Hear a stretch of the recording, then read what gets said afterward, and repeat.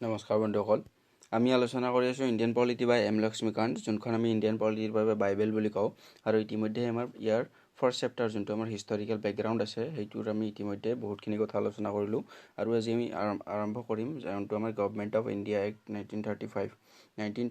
আমাৰ government of India এক্টখন আজি আমি আলোচনা কৰিম গতিকে আমি ইতিমধ্যে ইয়াৰে 7টা পাৰ্ট আলোচনা কৰিলোঁ গতিকে কোনোবাই যদি ভিডিঅ'কেইটা চোৱা নাই তেতিয়াহ'লে চাবলৈ অনুৰোধ জনালোঁ গতিকে আহক আমি ভিডিঅ'টো ষ্টাৰ্ট কৰোঁ গতিকে আমি ইয়াত দেখিবলৈ পাই আছোঁ গভৰ্ণমেণ্ট অফ ইণ্ডিয়া এক্ট 1935 গতিকে এই গভৰ্ণমেণ্ট অফ ইণ্ডিয়া এক্ট 1935খন কেতিয়া আৰু কিয় ইন্ট্ৰডিউচ কৰা হৈছিল আমি জানো যে 1935ত ইন্ট্ৰডিউচ কৰা হৈছিল কিন্তু ইয়াৰ আঁৰৰ কাহিনীটো কি আমি ইতিমধ্যে লাষ্ট পাৰ্টত আলোচনা কৰিছোঁ যে 1919ত আমাৰ ভাৰতবৰ্ষত মণ্টেগু চেমছফৰ্ড এক্ট বা আমাৰ গভৰ্ণমেণ্ট অফ ইণ্ডিয়া এক্ট 1919খন ইন্ট্ৰডিউচ কৰা হৈছিল এই ক্ৰমতেই কোৱা হৈছিল যে এই গভৰ্ণমেণ্ট অফ ইণ্ডিয়া এক্ট 1919খনৰ জৰিয়তে ভাৰতবৰ্ষত যোনটো এটা ৰেছপনচিবল গভৰ্ণমেণ্টৰ এষ্টাব্লিছমেণ্টৰ ফালে আমাৰ ভাৰতবৰ্ষৰ ব্ৰিটিছৰ আল্টিমেট লক্ষ্য বা তেওঁলোকৰ গ'ল হিচাপে 1917ত তেওঁলোকে এনাউন্স কৰিছিল যে ভাৰতবৰ্ষত এখন ৰেছপনচিবল গভৰ্ণমেণ্ট নিৰ্মাণ কৰা তেওঁলোকৰ লক্ষ্য আৰু সেই ক্ৰমতে তেওঁলোকে 1919ৰ এই গভৰ্ণমেণ্ট অফ ইণ্ডিয়া এক্টখন ইন্ট্ৰডিউচ কৰিছিলে আৰু তেওঁলোকে এই গভৰ্ণমেণ্ট অফ ইণ্ডিয়া 1919খনত বহুতখিনি ৰুল ৰেগুলেশ্যন বা বিভিন্ন ধৰণৰ নতুন প্ৰভিজনৰ ইন্ট্ৰডিউচ কৰিছিলে বা তেওঁলোকে নতুন কিছুমান বৈশিষ্ট্য ইয়াত ইনক্লুড কৰিছিলে আৰু কোৱা হৈছিলে যে লাষ্ট প্ৰভিজন এটাত কোৱা হৈছিলে যে আমাক এই 1919ৰ এক্টখনৰ এটা প্ৰভিজন আছিলে যে প্ৰত্যেক 10 বছৰৰ মূৰে বা প্ৰত্যেক 10 বছৰৰ অন্তৰালত এখন ষ্টেচুটাৰী কমিশ্যন নিৰ্মাণ কৰা হ'ব যিখনে এই গভৰ্ণমেণ্ট অফ ইণ্ডিয়া এক্ট যিকেইখন আমাৰ ইন্ট্ৰডিউচ কৰা হয় তেওঁলোকৰ যিবিলাক ৰুল ৰেগুলেশ্যন আছিলে বা কাম কাজ আছিলে সেই কাম কাজবিলাক কেনেধৰণে আগবাঢ়িছে বা তাৰ ফলাফল কি আৰু ভাৰতবৰ্ষত সেই কাম কাজবিলাক কেনেধৰণে ভালদৰে আগবঢ়াব পাৰি সেই গোটেইবিলাক কথা চালি জাৰি চোৱাৰ বাবে প্ৰত্যেক 10 বছৰৰ মূৰত এখন কমিটি নিৰ্মাণ কৰি পঠিওৱা হ'ব তাৰপাছত এই ক্ৰমতে আমি দেখা পাইছিলোঁ যে 1927ত চাইমন কমিশ্যন নিৰ্মাণ হৈছিলে আৰু চাইমন কমিশ্যনখন ভাৰতবৰ্ষলৈ আহিছিলে 1928ত আৰু তেওঁলোকে 1930ত তেওঁলোকে নিজৰ ৰিকমেণ্ডেশ্যনবিলাক ছাবমিট কৰিছিলে আৰু সেই ক্ৰমতে তেওঁলোকৰ ৰিকমেণ্ডেশ্যনবিলাকত আলোচনা কৰাৰ বাবে ব্ৰিটিছসকলে তিনিখন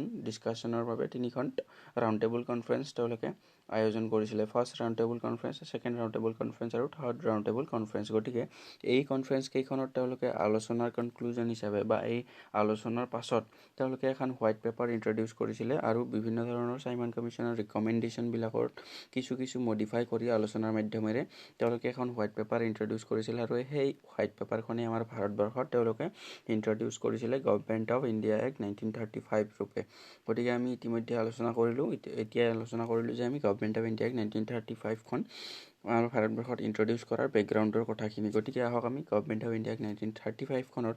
কিনো বৈশিষ্ট্য আছিলে বা কেনেধৰণৰ কথা উল্লেখ কৰা আছিলে গোটেইখিনি কথা আলোচনা কৰোঁ গতিকে ইয়াত উল্লেখ কৰা আছে যে government of India act the act marked A second milestone towards A completely responsible government in India গতিকে ভাৰতবৰ্ষৰ এখন কমপ্লিটলি ৰেছপনচিবল গভৰ্ণমেণ্ট বা দায়িত্বশীল গভৰ্ণমেণ্ট এখন নিৰ্মাণ কৰাৰ বাবে এখন খুব বেছি ইম্পৰ্টেণ্ট আমি এক্ট বুলি কনচিডাৰ কৰা হয় গতিকে ইয়াত দিয়া আছে it was a lengthy and detailed document having 321 sections and 10 schedules গতিকে this is very important information এই এক্টখনত 321টা ছেকশ্যনছ আছিলে আৰু 10টা স্কেডিউল আছে গতিকে এই ইনফৰ্মেশ্যনটো খুব বেছি মনত ৰাখিবলগীয়া আমাৰ এক্সামত সুধিব পাৰে যে গভৰ্ণমেণ্ট অফ ইণ্ডিয়া এক্ট 1935খনত কিমানটা স্কেডিউল আৰু কিমানটা আমাৰ ছেকশ্যনছ আছিলে গতিকে 321টা ছেকশ্যন আছিলে আৰু 10টা স্কেডিউল আছিল তাৰপাছত ইয়াৰে ফিচাৰ্ছবিলাক বা বৈশিষ্ট্যবিলাক ইয়াত উল্লেখ কৰা আছে গতিকে আমি ওৱান বাই ওৱান ষ্টাডি কৰিম বা আলোচনা কৰিম গতিকে ইয়াত প্ৰথম বৈশিষ্ট্যটো দিয়া আছে It provided for the establishment of an all-India federation consisting of provinces and princely states as units. গতিকে ইয়াত এটা অল ইণ্ডিয়া ফেডাৰেশ্যন বা ভাৰতবৰ্ষত গোটেই প্ৰিন্সলি ষ্টেটছ বা যিবিলাক প্ৰভিন্স আছে বা ব্ৰিটিছৰ আণ্ডাৰত যিমানখিনি আমাৰ ভাৰতবৰ্ষৰ অঞ্চল আছে গোটেইবিলাক মিলি এখন ফেডাৰেশ্যন বা এটা ইউনিট নিৰ্মাণ কৰাৰ বা এটা ইউনিয়ন নিৰ্মাণ কৰাৰ কথা কোৱা হৈছিলে বা ইন্ট্ৰডিউচ কৰা হৈছিলে গতিকে ইয়াৰ প্ৰথম বৈশিষ্ট্য হ'ল it provided for the establishment of an all India federation consisting of provinces and princely states as units গতিকে ইউনিট হিচাপে প্ৰভিন্স আৰু প্ৰিন্সলি ষ্টেট সকলোকে ইনক্লুড কৰি এটা চেন্ট্ৰেলাইজড এটা ফেডাৰেশ্যনৰ নিৰ্মাণ কৰাৰ কথা ইয়াত কোৱা হৈছে নেক্সট ইয়াত কোৱা হৈছে যে the act divided the powers between the centre and units in terms of the three list গতিকে ইয়াত ইউনিট বুলি কোৱা হৈছে প্ৰভিন্স আৰু প্ৰিন্সলি ষ্টেটবিলাকক যিহেতু আমাৰ ইয়াত ওপৰত উল্লেখ কৰাই আছে provinces and princely states as units গটিকে ইয়াত কোৱা হৈছে যে the act divided the powers between the center and units in terms of three list গটিকে তিনিখন লিষ্টত এই ইউনিট বা princely state বা province বিলাক আৰু চেণ্টাৰৰ মাজত তিনিখন লিষ্টৰ সহায়ত কিছুমান সাবজেক্ট তেওঁলোকে পাৱাৰ অফ ফিল্ড বিলাক ডিভাইড কৰি লৈছিলে এজ সাবজেক্টস গটিকে তেওঁলোকে তিনিখন লিষ্ট পাবলিশ কৰিছিলে এখন হল ফেডাৰেল লিষ্ট তাৰপিছত প্ৰভিন্সিয়েল লিষ্ট তাৰপিছত এখন কনকাৰেন্ট লিষ্ট গটিকে ফেডাৰেল লিষ্টখনত কেৱল মাত্ৰ চেন্ট্ৰেলৰ পাৱাৰ থাকিব প্ৰভিন্সিয়েল লিষ্টখনত কেৱল প্ৰভিন্সিয়েল লিষ্টখনত থকা সাবজেক্ট বিলাকৰ ওপৰত কেৱল মাত্ৰ প্ৰভিন্সৰ পাৱাৰ থাকিব আৰু কনকাৰেন্ট লিষ্টখনত থকা উল্লেখ থকা সাবজেক্ট বিলাকৰ ওপৰত দুটেই ফেডাৰেল আৰু চেন্টাৰ আৰু প্ৰভিন্স দুয়োটাৰে পাৱাৰ থাকিব গটিকে ইয়াত কোৱা হৈছে যে as three list federal list for center with 59 items গটিকে আমি কোনখন লিষ্টত কেইটা সাবজেক্ট ইনক্লুড কৰা হৈছিল হেইকিটো মনত ৰাখিবলগীয়া খুব বেছি দৰকাৰ ফেডাৰেল লিষ্টত 59 টা আইটেম বা 59 টা সাবজেক্ট ইনক্লুড কৰা হৈছিল আৰু ইয়াত চেণ্টাৰৰ পাৱাৰ আছিল তাৰপিছত প্ৰভিন্সিয়েল লিষ্টত 54 টা আইটেম বা সাবজেক্ট ইনক্লুড কৰা হৈছিল আৰু ইয়াত প্ৰভিন্স বিলাকৰ পাৱাৰ আছিল তাৰপিছত ইয়াত কোৱা হৈছে যে and the concurrent list for both গটিকে ফৰ বোথ মানে প্ৰভিন্স আৰু চেণ্টাৰৰ কথা কোৱা হৈছে উইথ 36 আইটেম গটিকে 36 টা আইটেম বা সাবজেক্ট এনেকুৱা আছিল য'ত প্ৰভিন্স আৰু চেণ্টাৰ দুয়োটাৰে পাৱাৰ আছিল তাৰপিছত ৰেচিডিউৰি পাৱাৰ বুলি থকা পাৱাৰ বিলাক ভাইসৰয়ৰ হাতত হপি দিয়া হৈছিল গটিকে এই ৰেচিডিউৰি পাৱাৰ বিলাকত ভাইসৰয়ৰ পাৱাৰ আছিল বাট তেওঁৰ আধিপত্য আছিল however the federation never came into being as the princely states did not join it গটিকে এই যেহেতু এই প্ৰথম বৈশিষ্ট্যটোৰ মতে কোৱা হৈছিল যে অল ইণ্ডিয়া ফেডাৰেশন এটা নিৰ্মাণ কৰাৰ কথা কোৱা হৈছিল প্ৰভিন্স প্ৰিন্সলি ষ্টেট বিলাকক এজ এ ইউনিট লগ লগাই পিনে এটা অল ইণ্ডিয়া ফেডাৰেশনৰ কথা কোৱা হৈছিল কিন্তু এই কথাখিনি উল্লেখ কৰা হৈছে যদিও এই ফেডাৰেশনটো কেতিয়াও গঠন হ'ব নোৱাৰিলে যেহেতু প্ৰিন্সলি ষ্টেট বিলাকে জয়েন নকৰিলে বাবে এই ফেডাৰেশনটো কেতিয়াও হ'ব নোৱাৰিলে তাৰপিছত 2 নম্বৰ বৈশিষ্ট্য হিচাপে কোৱা হৈছে যে it abolished hierarchy in the provinces গটিকে আমি চাইছিলো যে hierarchy সিস্টেমটো কি আছিল যে প্ৰভিন্স বিলাকৰ পাৱাৰ বিলাকক আকৌ দুটা ভাগত ভাগ কৰা হৈছিল ৰিজাৰ্ভ আৰু ট্ৰান্সফাৰ্ড গটিকে ট্ৰান্সফাৰ সাবজেক্ট বিলাকৰ প্ৰভিন্সিয়েল লেজিসলেটিভ কাউন্সিল আৰু তাৰ এক্সিকিউটিভ কাউন্সিল আৰু গভৰ্ণৰে মিলি সিদ্ধান্ত লৈছিল কিন্তু আমাৰ ৰিজাৰ্ভ সাবজেক্ট বিলাকত গভৰ্ণৰে তাৰ এক্সিকিউটিভ কাউন্সিলৰ লগত without being responsible to the legislative council তেওঁলোকে সিদ্ধান্ত ল'ব পাৰিছিল গভৰ্ণৰে সেইভাবে এই সিস্টেমটো আমি ডাবল গভৰ্ণমেন্ট বা হায়াৰাৰ্কি সিস্টেম বুলি কৈছিলো ইয়াত কোৱা হৈছে যে ইট এবলিশ হায়াৰাৰ্কি ইন দা প্ৰভিন্সেস গটিকে প্ৰভিন্সত এই হায়াৰাৰ্কি সিস্টেমটো এই 1935 ৰ এক্টখনে আমাৰ যোনখন গভৰ্ণমেন্ট অফ ইণ্ডিয়া 1935 সেইখনে এবলিশ কৰি দিছিলে বা হেক কৰি দিছিলে এণ্ড ইন্ট্ৰডিউসড প্ৰভিন্সিয়েল অটনমি গটিকে প্ৰভিন্স বিলাকক অটনমি বা স্বাধীনতা প্ৰদান কৰা হৈছিল ইন ইটস প্লেস গটিকে নিজৰ জাগাত প্ৰভিন্স বিলাকক সম্পূৰ্ণ স্বাধীনতা দিয়া হৈছিল কাম কাজৰ বাবে গটিকে ইয়াত কোৱা হৈছে দা প্ৰভিন্সেস were allowed to act as autonomous units of administration in their definite spheres গটিকে প্ৰভিন্স বিলাকক তেওঁলোকৰ ৰেসপেক্টিভ এৰিয়া বিলাকত তেওঁলোকক এটা অটোনমাস এডমিনিষ্ট্ৰেটিভ বডি হিচাপে কাম কৰাৰ সম্পূৰ্ণ পাৰমিশন দিয়া হৈছিল তাৰপিছত নেক্সট ইয়াত কোৱা হৈছে যে moreover the act introduced responsible governments in provinces গটিকে সেইভাবে কোৱা হৈছে যে এই এক্টখনে দায়িত্বশীল গভৰ্ণমেন্ট বিলাক প্ৰভিন্সত দায়িত্বশীল গভৰ্ণমেন্টৰ ইন্ট্ৰডিউস কৰি দিয়া বুলি কোৱা হয় তাৰপিছত ইয়াত কোৱা হৈছে that is the governor was required to act with the advice of minister responsible to the provincial legislature গটিকে এই responsible governmentor অৰ্থ ইয়াত কি কোৱা হৈছে যে গভৰ্ণৰে যিকোনো সিদ্ধান্ত এই legislative assemblyৰ মেম্বাৰ বিলাকৰ লগত আলোচনা কৰি আৰু তেওঁলোকক দায়িত্বশীল হিচাপে লৈ পিনে কোনো ধৰণৰ ডিসিশন ল'ব পাৰিব গটিকে এই সিস্টেমটোকে কোৱা হৈছে যে কাকো গভৰ্ণৰক এক্সক্লুসিভ পাৱাৰ দিয়া হোৱা নাছিল যে তেওঁলোকে without being responsible to the legislative assembly তেওঁলোকে provincial legislative assemblyৰ দায়িত্ব বা তেওঁলোকক দায়িত্বশীলভাৱে নলোৱাকৈ গভৰ্ণৰে কোনো ধৰণৰ কাম কৰিব নোৱাৰিব আৰু হেতুকে কোৱা হৈছে যে এটা ৰেসপন্সিবল গভৰ্ণমেন্টৰ এস্টাব্লিশ কৰা হৈছিল ইয়াত কোৱা হৈছে এই কথাখিনিকে যে it abolish the hierarchy in the provinces and introduced provincial autonomy in its place the provinces were allowed to act as autonomous units of administration in their different spheres moreover the act introduced responsible governments in provinces that is the governor was required to act with the advice of ministers গটিকে minister বা responsible to the provincial গটিকে provincial লেজিসলেচাৰৰ যিবিলাক minister আছিল তেওঁলোকৰ advice বা তেওঁলোকৰ দিহা পৰামৰ্শ লৈহে গভৰ্ণৰে কাম কৰিব পাৰিছিল গটিকে ইয়াক কোৱা হৈছে this came into effect in 1937 গটিকে 1937ত কাৰ্যকৰী কৰা হয় এই অটোনমাস যিবিলাক provincial autonomous administrative body হিচাপে আৰু discontinued in 1939 গতিকে 1939ত আৰু এইটো ডিসকন্টিনিউ কৰি দিয়া হয় তাৰপিছত 3 নম্বৰ বৈশিষ্ট্য হিচাপে আমাক কোৱা হৈছে যে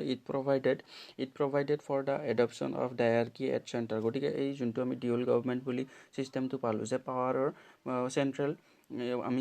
জানিছিলোঁ যে প্ৰভিঞ্চিয়েল যিবিলাক পাৱাৰৰ ছাবজেক্টৰ পাৱাৰ আছিলে গতিকে সেইবিলাকক আকৌ দুভাগত ৰিজাৰ্ভ আৰু ট্ৰান্সফাৰ দুটা ভাগত ভাগ কৰা হৈছিলে। গতিকে এইটো ছিষ্টেমক আমি ডিউল গভৰ্ণমেণ্ট বা ডায়াৰ্কি ছিষ্টেম বুলি কৈছিলে। গতিকে আমি জানিছিলোঁ যে আমাৰ ওপৰৰ যোনটো প্ৰভিজন আছিলে বা বৈশিষ্ট্য আছিলে তাত আমাৰ প্ৰভিঞ্চবিলাকৰ ডায়াৰ্কি ছিষ্টেমটো এণ্ড কৰি দিছিলে, কিন্তু ইয়াত কোৱা হৈছে যে চেণ্টাৰৰ ডায়াৰ্কি ছিষ্টেমটো ইণ্ট্ৰডিউচ কৰা হৈছে। গতিকে ইয়াত আমি চাব পাৰোঁ যে it provided for the adoption of dyarchy at the centre. গতিকে চেণ্টাৰৰ ডায়াৰ্কি ছিষ্টেমটো বা ডিউল গভৰ্ণমেণ্টৰ ছিষ্টেমটো ইণ্ট্ৰডিউচ কৰা হৈছিলে। Consequently the federal subjects were divided into reserve subject and transfer subject. গতিকে এই আমি জানিছিলোঁ যে ৰিজাৰ্ভ আৰু ট্ৰান্সফাৰ ছাবজেক্ট এই দুটা আগতে প্ৰভিঞ্চিয়েল পাৱাৰবিলাকক ডিভিজন কৰাৰ বাবে নিৰ্মাণ কৰা হৈছিল, কিন্তু এতিয়া কোৱা হৈছে যে আমাৰ চেণ্টাৰৰ ডায়াৰ্কি ছিষ্টেম ইণ্ট্ৰডিউচ কৰি চেণ্টাৰৰ পাৱাৰবিলাকক ৰিজাৰ্ভ আৰু ট্ৰান্সফাৰ ছাবজেক্ট হিচাপে দুভাগত ভাগ কৰা হৈছিলে। However this provision of act did not came into operation at all. গতিকে এই প্ৰভিজনটো কৰা হৈছিলে যদিও এই ছিষ্টেমটো কেতিয়াও কাৰ্যকৰী নহ'লে। ইয়াত কোৱা হৈছে যে ইট ইণ্ট্ৰডিউচ বাইকেমেৰালিজম। গতিকে বাইকেমেৰালিজম শব্দটোৰ আমি অৰ্থ জানিছিলোঁ যে এই বাইকেমেৰালিজম শব্দটো যেতিয়া আহিব তাৰমানে আপাৰ হাউচ আৰু লোৱাৰ হাউচৰ ক্ৰিয়েশ্যন আমি জানিম। গতিকে আপাৰ হাউচ আৰু লোৱাৰ হাউচ দুটা হাউচ থাকিলে আমি সেই ছিষ্টেমটোক বাইকেমেৰালিজম বুলি কওঁ। গতিকে ইয়াত কোৱা হৈছে যে it introduce bicameralism in 6 out of 11 provinces. গতিকে 6খন প্ৰভিঞ্চত 11খনৰ 6খন প্ৰভিঞ্চত বাইকেমেৰালিজম ছিষ্টেমটো ইণ্ট্ৰডিউচ কৰা হ'ল। Thus the legislatures of Bengal, Bombay, Madras, Bihar, Assam and united provinces were made bicameral constituting of the legislative council বা upper house and legislative assembly বা lower house. However many restrictions were placed on them. গতিকে যদিও বা বাইকেমেৰালিজম প্ৰভিঞ্চবিলাকত 6খন প্ৰভিঞ্চত ইণ্ট্ৰডিউচ কৰা হ'ল, তথাপিও আপাৰ হাউচ হিচাপে legislative council আৰু লোৱাৰ হাউচ হিচাপে লেজিসলেটিভ এছেম্বলি গঠন কৰা হ'ল, কিন্তু তেওঁলোকৰ ওপৰত বিভিন্ন ধৰণৰ ৰেষ্ট্ৰিকশ্যন ইম্প'জ কৰা হৈছিলে। গতিকে আমি জানিব লাগিব যে এই 1935 এক্টখনৰ জৰিয়তে কোনখন প্ৰভিঞ্চত আমাৰ বাইকেমেৰালিজমৰ ব্যৱস্থা কৰা হৈছিলে। গতিকে এই প্ৰভিঞ্চ কেইখন হ'ল বেংগল, বম্বে, মাদ্ৰাছ, বিহাৰ, আছাম আৰু ইউনাইটেড প্ৰভিঞ্চেছ। বেংগল, বম্বে, মাদ্ৰাছ, বিহাৰ, আছাম আৰু ইউনাইটেড প্ৰভিঞ্চেছ। গতিকে এই 6খন প্ৰভিঞ্চত বাইকেমেৰালিজমৰ স্থাপন কৰা হৈছিলে, কিন্তু তেওঁলোকৰ ওপৰত ৰেষ্ট্ৰিকশ্যনো ইম্প'জ কৰা হৈছিল। তাৰপাছত ইয়াত কোৱা হৈছিল যে it further extended the principle of communal representation. গতিকে আমি জানো যে 1909 এক্টখনৰ জৰিয়তে আমাৰ কমিউনেল ৰিপ্ৰেজেণ্টেশ্যনৰ ভাৰতবৰ্ষত আৰম্ভ কৰি দিয়া হৈছিলে, যে 1909 এক্টখনৰ জৰিয়তে মুছলিমসকলক ছেপাৰেট ইলেক্টৰেট প্ৰভাইড কৰা হৈছিলে। গতিকে সেই ক্ৰমতে এই 1935 এক্টখনে এই কমিউনেল ৰিপ্ৰেজেণ্টেশ্যনৰ ছিষ্টেমটো আকৌ আগবঢ়াই নি পিনে তেওঁলোকে আকৌ স্কেডিউল কাষ্ট বা ডিপ্ৰেছড ক্লাছক আৰু উমেন আৰু লেবাৰ ক্লাছক তেওঁলোকে বেলেগকৈ কমিউনেল ৰিপ্ৰেজেণ্টেশ্যন বা ছেকশ্যন ৱাইজ ৰিপ্ৰেজেণ্টেশ্যন প্ৰভাইড কৰিছিলে। গতিকে এই কমিউনেল ৰিপ্ৰেজেণ্টেশ্যনৰ ছিষ্টেমটো তেওঁলোকে আকৌ ওৱান ষ্টেপ ফাৰ্ডাৰ আগুৱাই নি পিনে তেওঁলোকে ডিপ্ৰেছড ক্লাছ, উমেন আৰু লেবাৰ ক্লাছক তেওঁলোকে ছেপাৰেট ইলেক্টৰেট প্ৰভাইড কৰিছিলে বা ছেপাৰেট ৰিপ্ৰেজেণ্টেশ্যন প্ৰভাইড কৰিছিলে। তাৰপিছত ইয়াত দিয়া আছে it abolish the council of India. গতিকে কাউন্সিল অফ ইণ্ডিয়া যোনটো আমি জানো 1858 এক্টখনে ইণ্ট্ৰডিউচ কৰিছিলে কাউন্সিল অফ ইণ্ডিয়াখন। গতিকে এই কাউন্সিল অফ ইণ্ডিয়াখন এবলিছ কৰি দিয়া হ'ল 1935 এক্টখনৰ জৰিয়তে। গতিকে আমি জনাটো খুব বেছি দৰকাৰ, কাউন্সিল অফ ইণ্ডিয়া ইণ্ট্ৰডিউচ কৰা হৈছিলে 1858 এক্টখনৰ জৰিয়তে আৰু এবলিছ কৰি দিয়া হ'ল 1935 এক্টখনৰ জৰিয়তে। গতিকে ইয়াত উল্লেখ কৰা আছে it abolish the council of India established by the government of India in 1858। The secretary of state for India was provided with a team of adviser. গতিকে ছেক্ৰেটাৰী অফ ষ্টেটক এডভাইজাৰৰ এটা টিম প্ৰভাইড কৰা হ'ল। তাৰপাছত ইয়াত কোৱা হৈছে যে ইট এক্সটেণ্ডেড দ্য ফ্ৰেঞ্চাইজ। গতিকে ভোটাধিকাৰ কিছু সংখ্যক বঢ়াই দিলে আৰু 10% অফ দ্য টোটেল পপুলেশ্যনক ভোটাধিকাৰৰ অধিকাৰ দিয়া হ'ল। তাৰপাছত নেক্সট কোৱা হৈছে যে it provided for the establishment of a reserve bank. গতিকে এটা ৰিজাৰ্ভ বেংকৰ এষ্টাব্লিছমেণ্টৰ কাৰণে প্ৰভিজন কৰিলে। It provided for the establishment of a reserve bank of India to control the currency and credit of the India. গতিকে ভাৰতবৰ্ষত যিবিলাক পইচা পাতিৰ লগত ৰিলেটেড যিবিলাক এফেয়াৰ্ছ আছে সেইবিলাক কণ্ট্ৰল কৰিবৰ বাবে এটা ৰিজাৰ্ভ বেংকৰ গঠনৰ বাবে প্ৰভিজন কৰিছিলে। আৰু আমি জানিব লাগিব যে 1935 ৰিজাৰ্ভ বেংকৰ গঠন হৈছিলে কলকাতাত গঠন কৰা হৈছিলে। তাৰপাছত ইয়াত দিয়া আছে it provided for the establishment of not only a federal public service commission but also' a provincial public service commission and joint public service commission for 2 or more provinces. গতিকে ইয়াত কি কথা কোৱা হৈছে যে ফেডাৰেল মানে চেণ্ট্ৰেল এটা public service কমিশ্যনৰ গঠন কৰা হ'ব, আৰু চেণ্ট্ৰেল পাব্লিক ছাৰ্ভিচ কমিশ্যনৰ গঠন কৰাৰ উপৰিও কোৱা হৈছে যে প্ৰভিঞ্চতো নিজৰ পাব্লিক ছাৰ্ভিচ কমিশ্যনৰ ব্যৱস্থা কৰা হ'ব। গতিকে প্ৰভিঞ্চ যেনেকৈ বেংগল, মাদ্ৰাছ, বম্বে এওঁলোকৰ নিজৰ পাব্লিক ছাৰ্ভিচ কমিশ্যন গঠন কৰা হৈছিলে। আকৌ আকৌ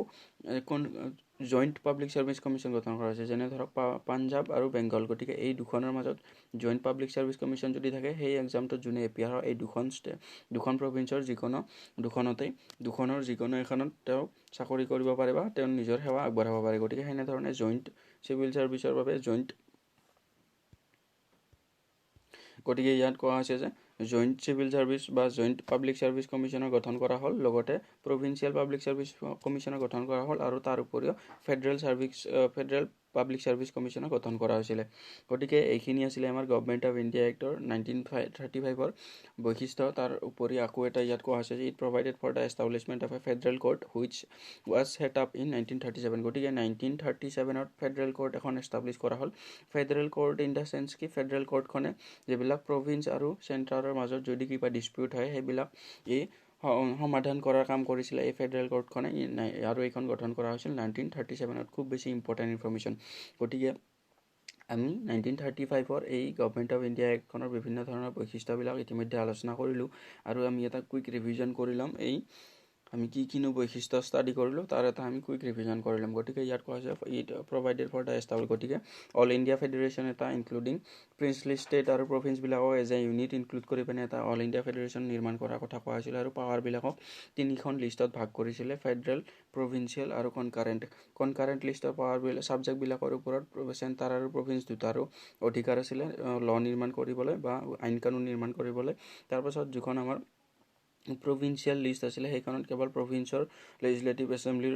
পাৱাৰ আছিলে তেওঁৰ এইবিলাক ছাবজেক্টৰ ওপৰত তেওঁলোকে কাম কৰিবলৈ, আৰু আমাৰ যোনখন ফেডাৰেল লিষ্ট আছিলে সেইখনত তেওঁলোকৰ অকল চেণ্টাৰৰ পাৱাৰ আছিলে যে তেওঁলোকে অকল চেণ্টাৰেহে এই ছাবজেক্টবিলাকত কাম কৰিব পাৰিব। কিন্তু ফেডাৰেল লিষ্টত আমি মনত ৰাখিব লাগে যে ফেডাৰেল লিষ্টত ছাবজেক্ট ইনক্লুডেড আছিল 59টা, তাৰপাছত আমাৰ প্ৰভিন্সিয়েল লিষ্টত ছাবজেক্ট ইনক্লুডেড আছিল 54টা, আৰু আমাৰ যোনখন কনকাৰেণ্ট লিষ্ট আছিলে তাত ছাবজেক্ট ইনক্লুডেড আছিল 36টা। গতিকে এইকেইটা খুব বেছি ইম্পৰ্টেণ্ট ইনফৰ্মেশ্যন, আমি এইকেইটা মনত ৰাখিব লাগিব। কিন্তু ইয়াত কোৱা হৈছিলে যে এই অল ইণ্ডিয়া ফেডাৰেশ্যনটো কেতিয়াও গঠন কৰিব পৰা নহ'ল, কাৰণ প্ৰিন্সলি ষ্টেটবিলাকে এই অল ইণ্ডিয়া ফেডাৰেশ্যনটোত ইনক্লুড হোৱাৰ পৰা তেওঁলোকে ইচ্ছা প্ৰকাশ নকৰিলে বা তেওঁলোকে জইন নহ'ল। তাৰপাছত কোৱা হৈছিলে যে